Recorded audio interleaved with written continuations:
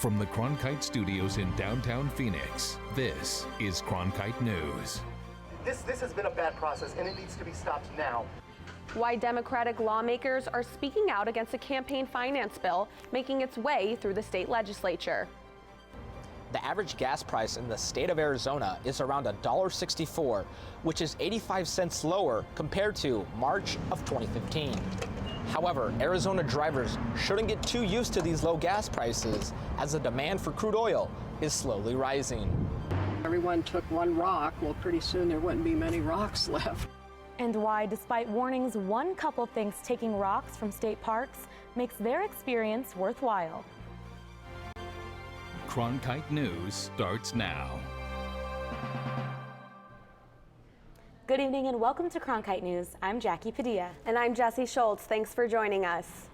The presidential candidates are all hands on deck for another big Tuesday this primary season. Candidates will fight for delegates in Florida, Illinois, Missouri, North Carolina, and Ohio. The GOP campaign may narrow after tomorrow's primaries, with only 1,401 delegates left. If candidates Marco Rubio and John Kasich don't see wins, their run for president could be over. If Donald Trump wins in a majority of the states, his bid for the nomination might be unstoppable. There are 367 delegates for the taking tomorrow in the second largest one-day haul of the GOP campaign.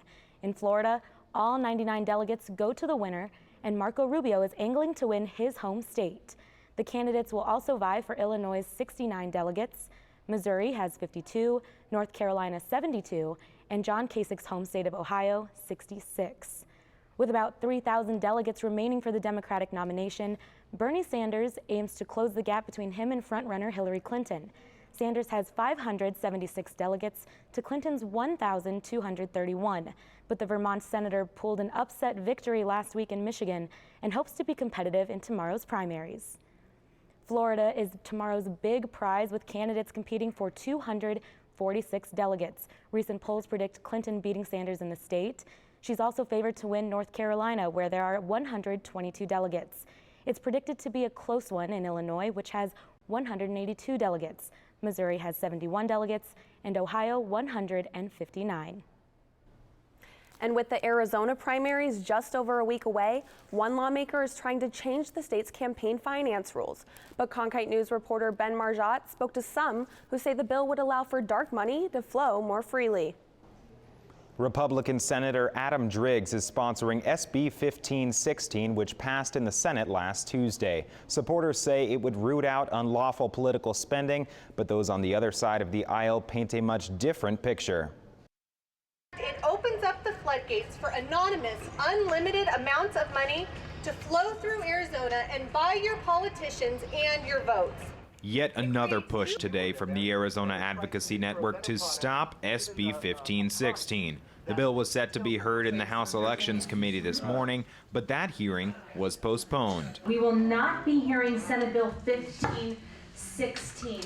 The bill passed the Senate 1810 last Tuesday amid praise from Secretary of State Michelle Reagan, who drafted the legislation with Senator Driggs. But critics, most of them from the Democratic Party, say the bill would open the floodgates to dark money, campaign contributions with no real paper trail in all state elections.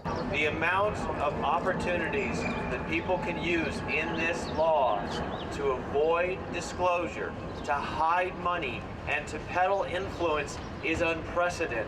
But when the bill was introduced, Reagan touted it as a way to simplify and clean up the campaign finance process, saying, quote, "It's offensive to many that institutional groups would have to hand over the personal information of their members and supporters to a government agency." Senator Martin Quezada said this bill is more far-reaching than that. The provisions that are actually in this bill are much, much broader than a simple cleanup, than simple reorganization or simplification of these statutes. The Election Committee chairwoman did not say when the bill would have the chance to be heard again. In the broadcast center, Ben Marjat, Cronkite News. As of today, Arizona's average price per gallon is at $1.71, which is the third lowest in the country, behind New Jersey and South Carolina. For several weeks now, Arizona drivers may have noticed the decreasing gas prices across the state. Cronkite News reporter Johnny Soto explains if this recent trend will continue to help consumers save some extra cash. Experts believe pump prices will go as the temperature does. With summer around the corner and the demand for crude oil slowly rising, drivers will start spending more at the pump. You save a lot more money, especially since I'm from Chicago. It's more expensive. I'm also, as a Lyft driver, and getting gas about 2 or 3 times a week, it's very convenient as well. Eladio Castellanos, like many Arizonans, has taken advantage of the low fuel prices. At the start of the new year, gas prices in Arizona were dropped so much, our state held the lowest price per gallon in the nation for some time. That correlated with dropping prices of crude oil, and also news that we were sitting on record levels of both crude and fuel. Which has led to more business for local gas stations and consumers saving more money. Business has been going pretty steadily. I have noticed a good increase, especially during rush times.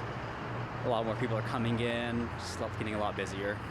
Probably gas back home is probably around, for the full tank, about $30 or so. And then here in Arizona is probably about $20, $21. So it's about a $10 difference. However, drivers may start to see a spike in prices in the next few months. During the summer, you have that demand. You have people out of school, you have people taking road trips and vacations. So that's when that added demand is going to drive prices up. AAA says normally we see a price increase in mid-February, but this year, Arizona didn't see a change till mid-March, which could mean good news. Since we're starting this ascent at a much lower price point, the hope is that we'll continue to experience these multi-year low gas prices throughout the remainder of 2016. If you're going to California, if you're making a pit stop here in Arizona, I definitely recommend it because it's way cheaper.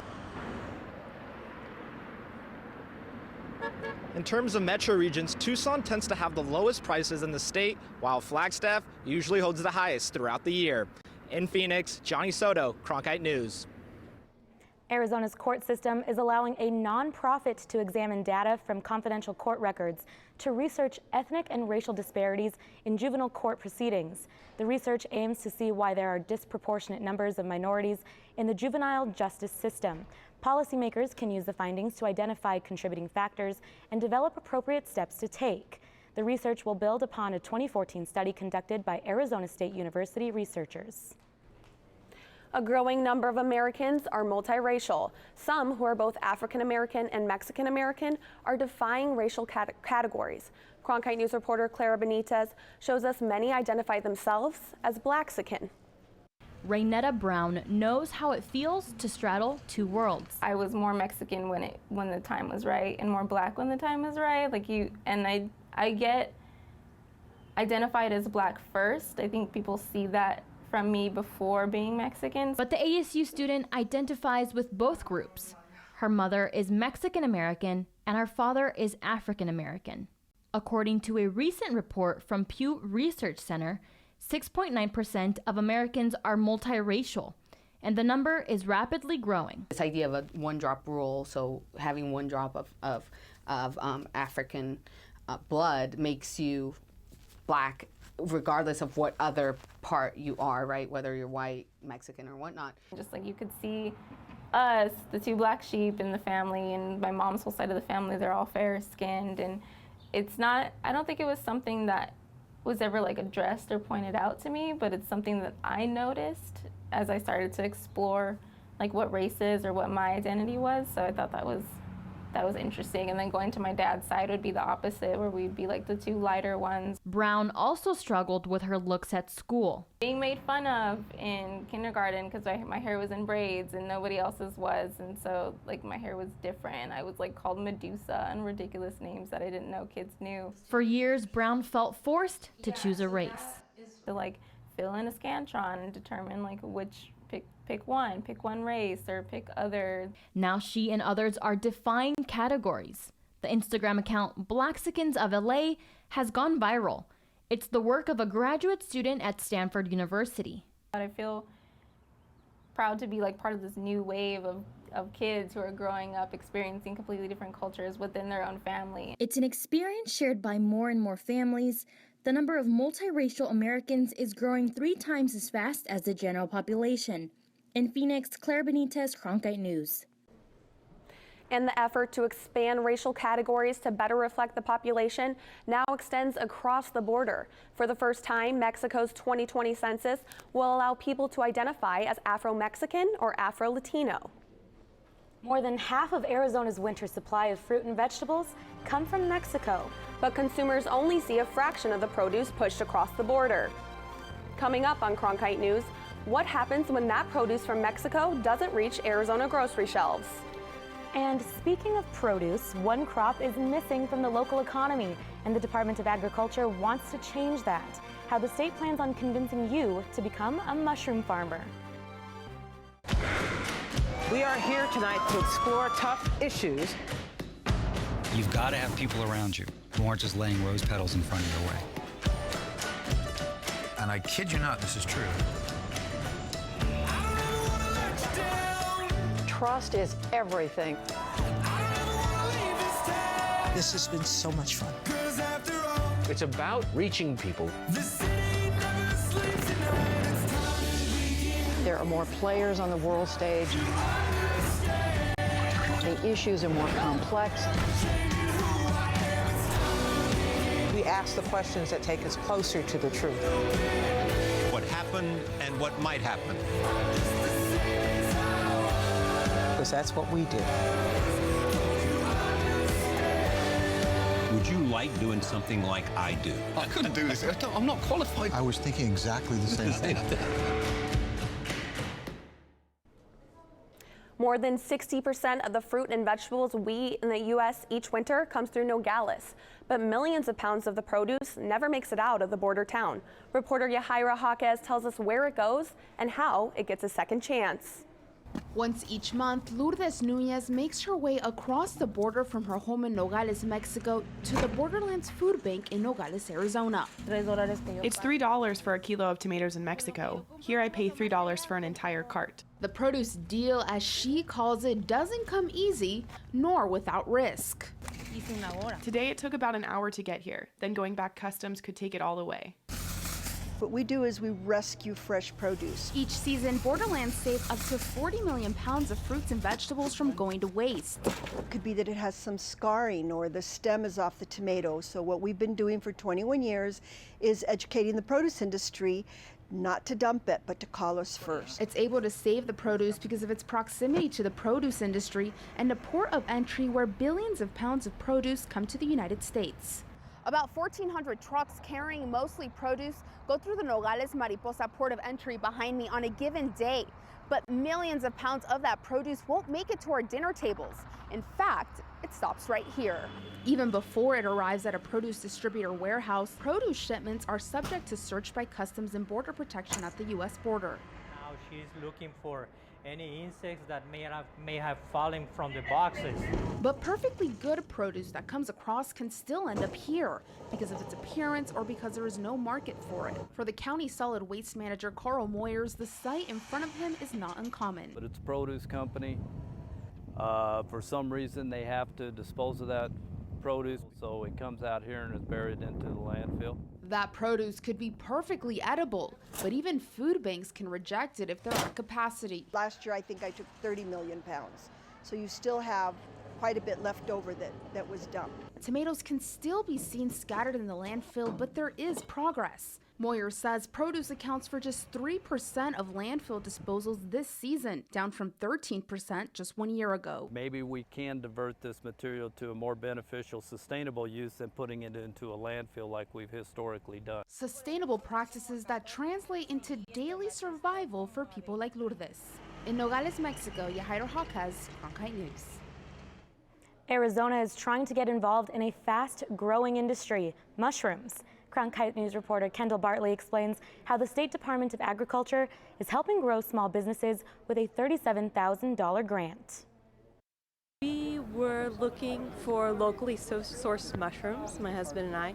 We went to a variety of stores and we couldn't find any mushrooms that were grown here in Arizona, and that was important to us. As Francine Rocky found, there are only a handful of mushroom farms in Arizona, and most local grocery stores rely on mushrooms from out of state.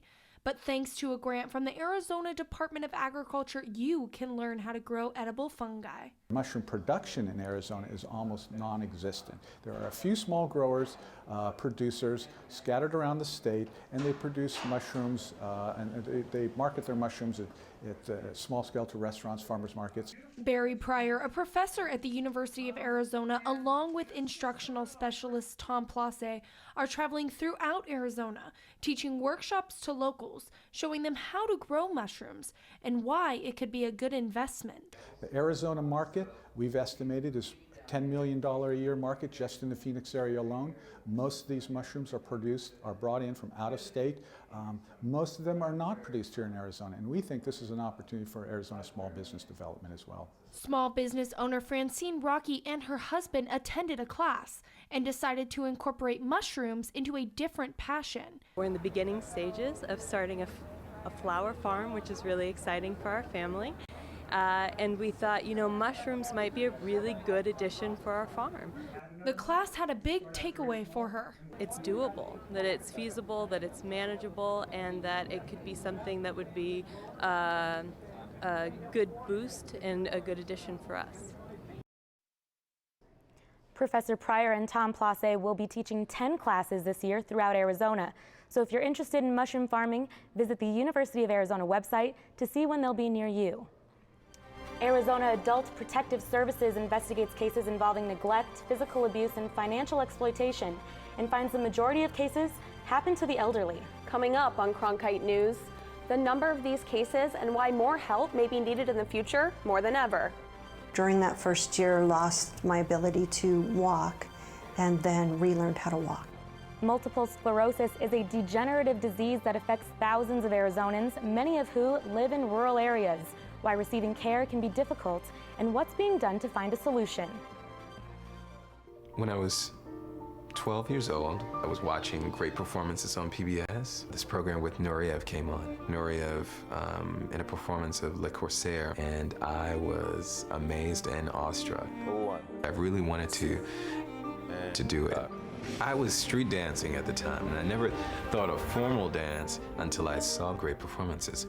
I knew that I was really a novice to dance, like high dance. I decided to check out the high school performing arts. And so one thing led to the next. Today, as a recognized dancer, I absolutely believe that when I saw the performance, it affected me tremendously. And I know that's what happens when I teach. I'm opening an option for them that they hadn't seen before.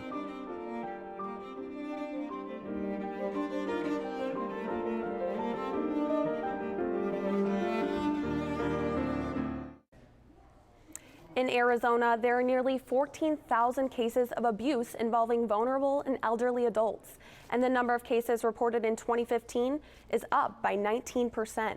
Cronkite News investigative reporter Amanda Ames is taking a closer look at the trends and possible solutions. According to a report by the Arizona Elder Abuse Coalition, each year between 4,600 and 6,900 seniors in Arizona will experience some type of abuse.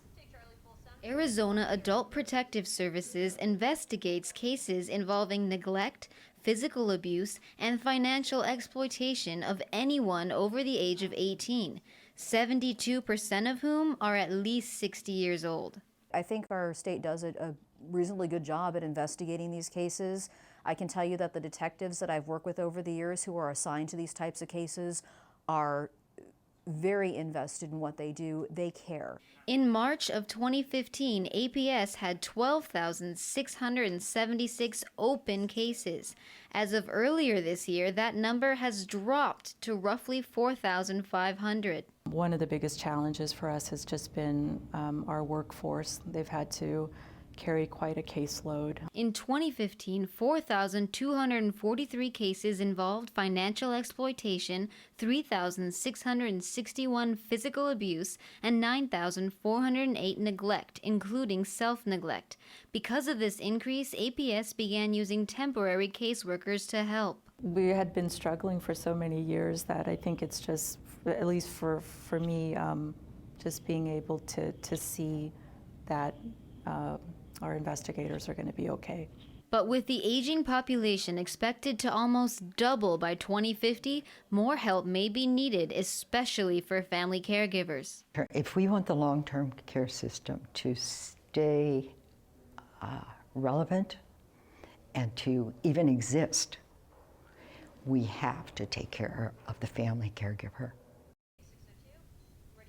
The Arizona Caregiver Coalition is supporting House Bill 2461, which would extend caregiver support services that will otherwise end in July. In the Media Center, I'm Amanda Ames, Cronkite News. Thousands of Arizona patients with multiple sclerosis are not receiving the proper care that they require. Reporter Blake Bernard takes us into the life of a person with MS and the specific problem she is facing. Imagine living with a degenerative disease and the proper care is hours away. Well, many people with multiple sclerosis in rural Arizona areas are facing that exact problem. During that first year, lost my ability to walk and then relearned how to walk. Mary Shaw has lived with multiple sclerosis for more than 4 years. I do have numbness in my hands and arms, and I will all the time. In Arizona, there are around 3,500 people with MS in rural areas like Mary, who lives in Yuma. Because of their location, these patients struggle to get the care they need. We only have one neurologist who accepts new multiple sclerosis patients. This is the third largest metropolitan statistical area in the state, and anyone here being diagnosed with MS has to go to that doctor. Many patients often wait months in order to see that one doctor. If they are able, which few are, they can travel hundreds of miles to Phoenix to see an MS specialist. An MS specialist would see probably within a month as many people with MS as a regular neurologist would tend to see in their normal course of practice in a year or more, maybe their whole career. Representative Kate Brophy-McGee is chair of the House Ad Hoc Committee for Multiple Sclerosis Awareness and Education with Shaw. So we're doing everything we can to raise the profile of the disease and educate the public on what exactly it is. As the committee meets regularly to help create solutions, there are some ways for patients to improve their current situation. Acupuncturist and massage can be really helpful. There are other things, eating the right way. One potential solution both McGee and Shaw detailed was telemedicine, which would use telecommunication and technologies to provide a clinical health care at a distance. That, among others, are some of the solutions the committee will discuss in the upcoming months. Blake Bernard, Cronkite News. State parks give everyone the chance to experience the beauty of nature. But what happens when people take these pieces of nature? Coming up on Cronkite News, what park rangers have to say about taking rocks and why one couple does it despite those warnings. We are here tonight to explore tough issues. You've got to have people around you who aren't just laying rose petals in front of your way. And I kid you not, this is true. Trust is everything. This has been so much fun. It's about reaching people. There are more players on the world stage.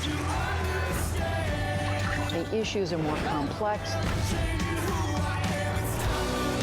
We ask the questions that take us closer to the truth. What happened and what might happen. Because that's what we do. Would you like doing something like I do? I couldn't do this. I'm not qualified. I was thinking exactly the same thing.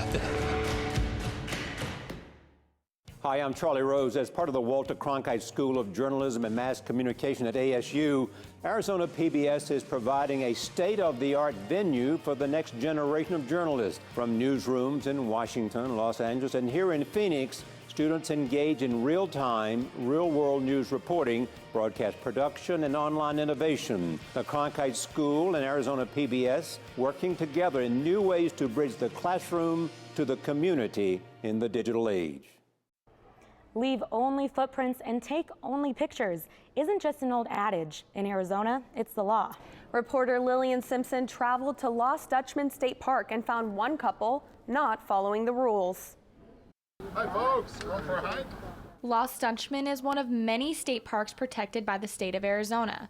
Visitors are asked to leave the park empty-handed, but this Canadian couple can't seem to help themselves from taking a piece of the park with them. You can paint a word. If you like, you can put love, health. Nicole and Roger have traveled from Texas to California and now to Arizona, adding rocks to their painted collection. She chose the rock and okay, I could paint something with that. We try to tell people when they come in what the rules are, and also we give out brochures with a map, and it has regulations on it. Basically, people aren't supposed to remove rocks or objects that they find on the trails. Even though park rangers do their best to preserve Arizona state parks, some hikers and campers don't see the harm in taking a little piece of Arizona before they go. When I see a rock, I told it to my friends, look, the dog. Hey, it's like a dog. You see the tears and the nose and the eyes. Everyone took one rock. Well, pretty soon there wouldn't be many rocks left. So we ask that they just leave everything in place as they find it. This couple says taking the rocks helped them remember the beauty of Arizona. When the sun goes down on the rock, it's in the back of you. So it's a beautiful, beautiful thing. The park rangers say leaving the rocks where nature put them is even more beautiful. In Apache Junction, Lillian Simpson, Cronkite News. In Arizona, it is illegal to remove anything from our state parks, but the amount of the fine is determined by the judge. Cronkite News is proud to be the news division of Arizona PBS. Here's what's coming up on Arizona Horizon and PBS NewsHour.